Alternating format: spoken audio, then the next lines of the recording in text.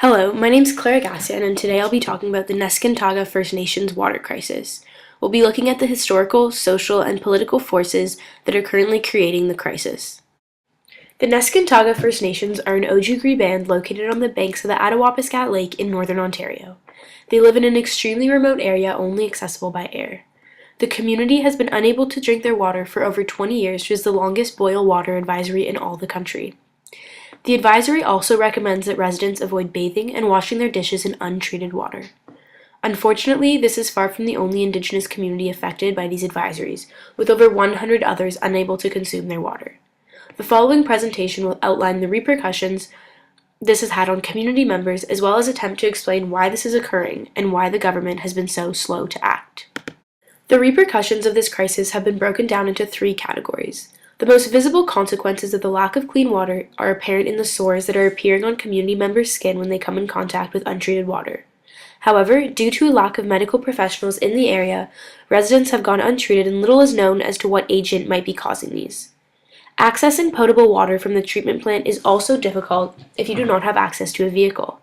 This makes it hard for the elderly and those with mobility issues to reach the site, as physical strength is required to retrieve the water from the plant. Furthermore, the facility is a 30-minute trip away, which makes it hard for those who work to find time to get water.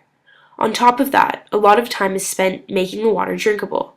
One resident, Roxanne Munias, said it takes her about an hour a day to boil all the water her family needs, on top of having to wash all the dishes after dinner with more boiled water.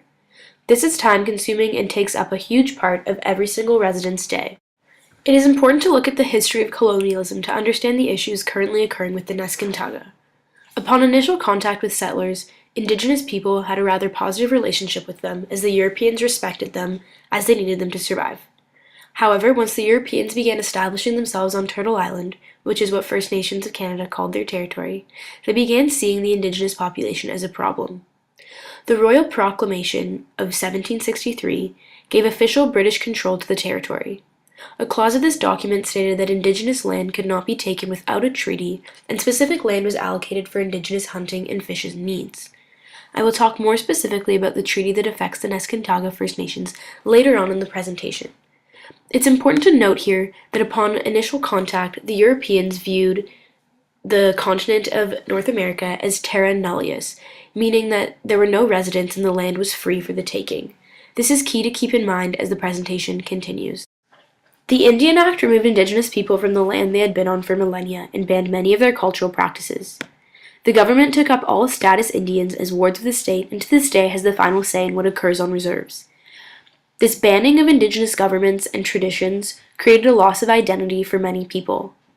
Loss of identity was furthered through residential schools, assimilative ideas, and the horrors that occurred in these establishments are still felt today through intergenerational trauma. Racism is embedded in the way that the Government of Canada views Indigenous people. Institutional racism refers to discriminatory practices that are present within the institution of the Government of Canada that affects access to resources and services for Indigenous people. Furthermore, the government has an inferior view of Indigenous knowledges and traditional cultural practices. This systemic racism is apparent in the way that hundreds of Indigenous groups are on a boil water advisory, yet when a non-Indigenous community is affected, a solution is created within a matter of days. The image included on the slide highlights the stark effect that residential schools had on Indigenous people. When looking at this image, we can truly understand how residential schools and the impact of colonialism has been referred to as cultural genocide. Every citizen is entitled to the rights outlined in the Canadian Charter of Rights and Freedoms. In regards to the Neskantaga, I will be referencing Section 7 of the Charter as well as general human rights. This section stipulates that everyone has the right to life, liberty, and security, making it the foundation of fundamental justice. Many of these basic human rights were taken away during the peak days of assimilation led by the Canadian government in the 19th and 20th century. The right to assembly and religion, for example, was taken away with the banning of the potlatches, affecting a huge number of West Coast First Nations. At the beginning, the Indian Act, individuals were unable to leave the reserve without government approval. One could argue that these mobility rights are still being impeded on today, with the forcible removal of traditional lands to reserves located in remote areas that are only accessible by air, making travel extremely difficult. Anyone living in Canada should be able to pursue an education for their child in their mother tongue. However, there are few educational programs in place that encourage the learning of Indigenous languages. Although these may seem unrelated to the current water crisis, this denial of Indigenous well-being has led to the lower income and lower education levels of Indigenous people, further marginalizing them and making the Neskantaga crisis less of a national priority. The lack of access to a resource as important as water is a violation of human rights, and Canada is currently on the Human Rights Watch list because of this. The way in which Indigenous people interact with nature is drastically different than how many non-Indigenous people do. Humans are thought as part of the physical environment and not superior to it. This egalitarian view allows environments to be respected and protected rather than being viewed as a means of making profit. Not only is water needed to survive, but it also sustains food sources and is utilized for traditional ceremonies. Many legends and stories of the Oji-Cree revolve around the water of the Attawapiskat Lake. On the bottom left of the slide, I included two pieces of art that highlight the importance water has in this community.